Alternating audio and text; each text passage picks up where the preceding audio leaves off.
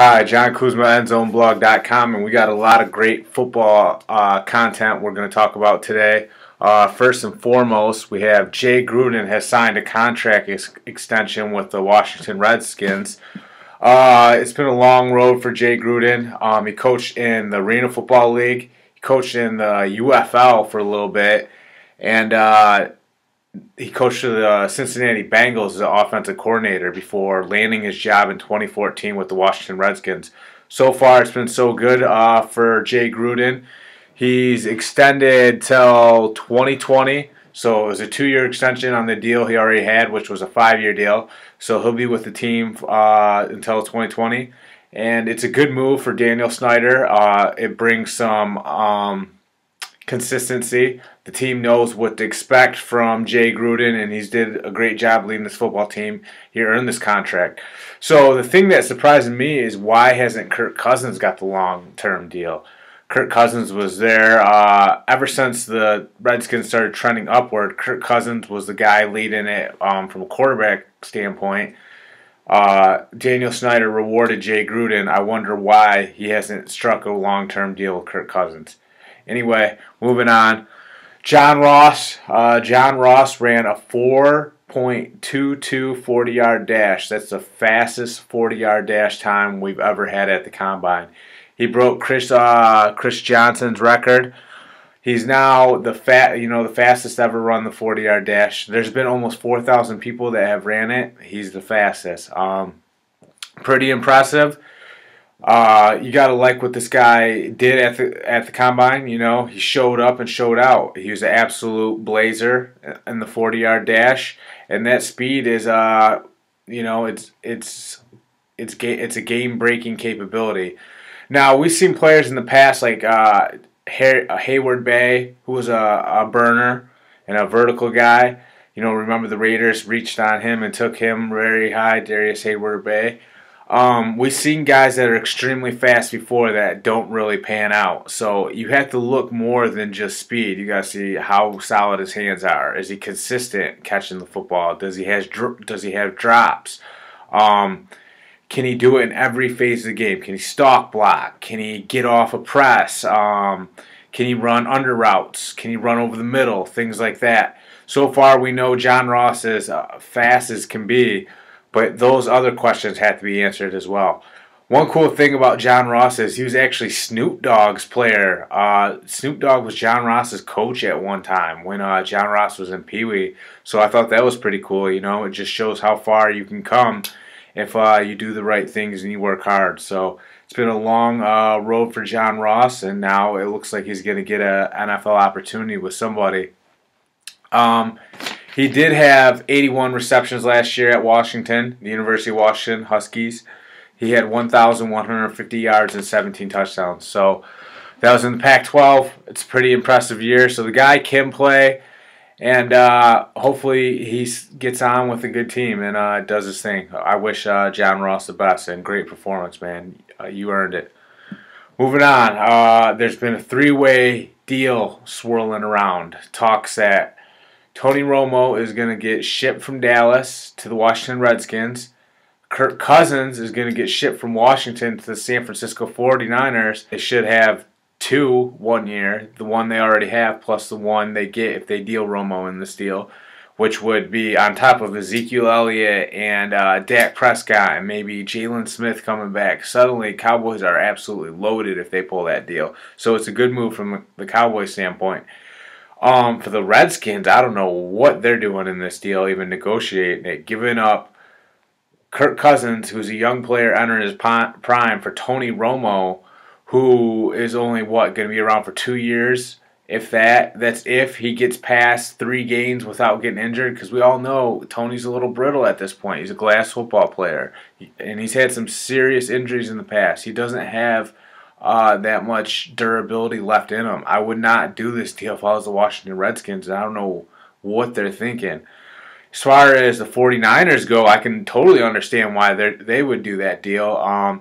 You get Kirk Cousins and pair him along. Washington pulling this deal is if they get loaded with either some picks from Dallas and some picks from the 49ers, and maybe somewhere they get a big-time player. But Right now, if it's just giving up Kirk Cousins and getting Tony Romo and not getting that much behind it, that's a bad deal for the Redskins. And I don't know what the other intricacies of the deal are, because obviously 49ers might have to get something else, or Dallas might have to get something else.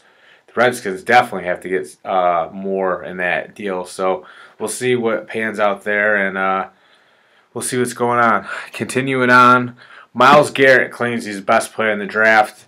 If you guys know who Myles Garrett is, he's the defensive end out of Texas A&M. He said he's the best player in the draft, and really, I have to believe him. This guy's been dominant at Texas A&M. During his time as an Aggie, he recorded 31 career sacks. That's in 3 seasons, so he averaged over 10 sacks a year. He had 47 career tackles for loss. So that's 47 times he blew a play up in the offensive backfield, which is basically like a run play that got blown up for loss. It's like similar to a sack, but it's a run instead of a pass. So if those two stats don't stand out to you, his overwhelming athleticism will. He reminds me a little bit of like how Julius Peppers is. He's kind of like a Julius Peppers, Jadeveon Clowney type of player. He has that big play capability, and he is the best player in the draft. There's no doubt about that. He had 141 career tackles total, 7 forced fumbles, and 1 interception as well. So the guy can do it all. He deserves to go number 1. And unless,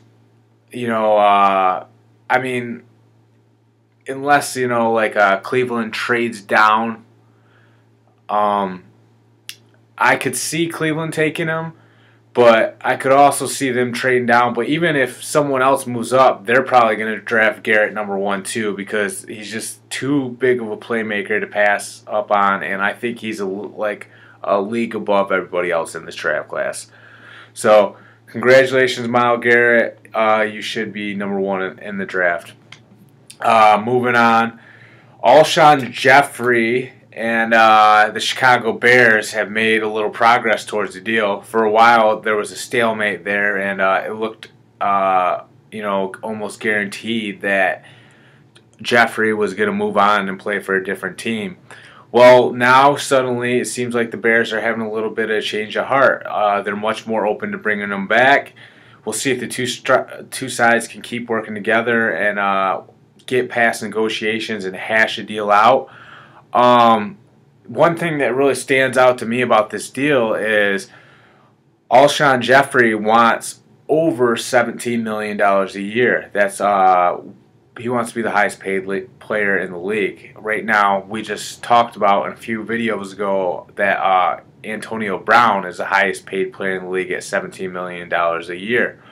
Alshon Jeffrey wants to be paid more than that. This kind of irritates me a little bit, and I'll tell you why. And touchdown receptions.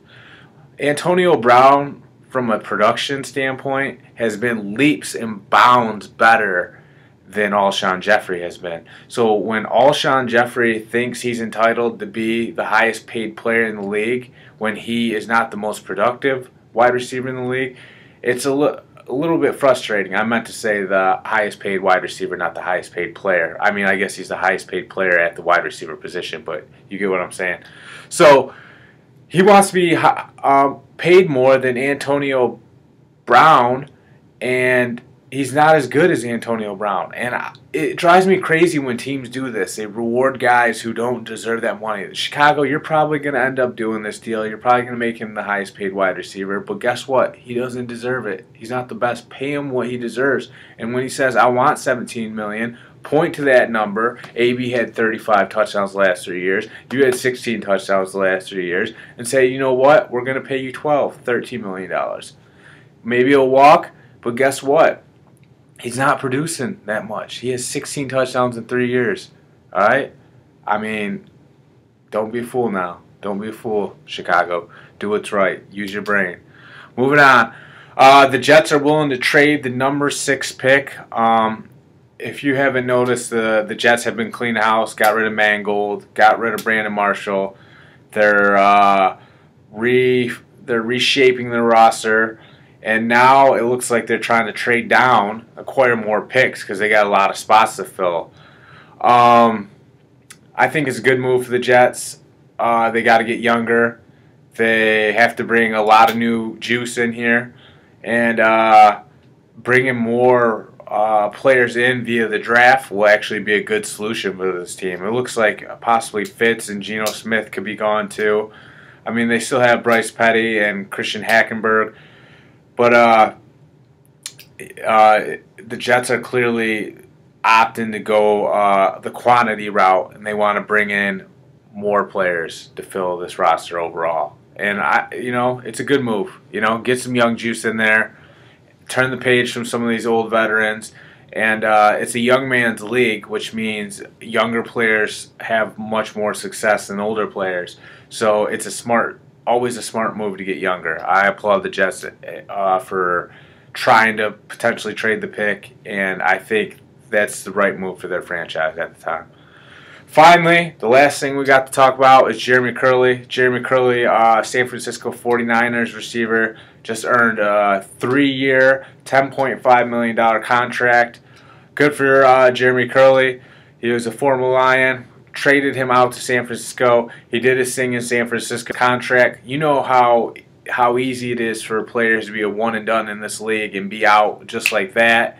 It's very hard to be a professional athlete when you consider all of these college players that are constantly coming in the league and competing for your job.